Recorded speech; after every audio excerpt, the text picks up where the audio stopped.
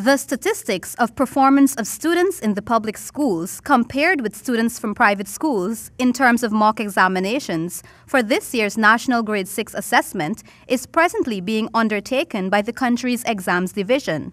Chief Education Officer Marcel Hudson says the perception that private school students do better at exams than those attending public schools is a flawed conclusion.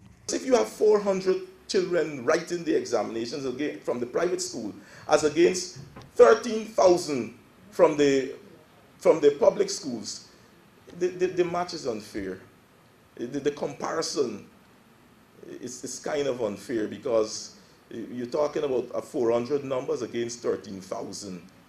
The Chief Education Officer explained that the perception that private schools offer better education based on the fact that private school students dominate in the country's top 10 list, this is not so. If you really want to make a comparison, it is an unfair match, really, because you have 400 children writing an examination from the private schools. And then I also thought that the private schools impacted significantly on the overall performance of these examinations, and then it turned out not to be so.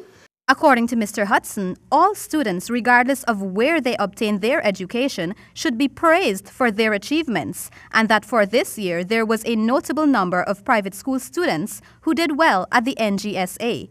The private schools, normally, they outdo the public schools in the context of the examination.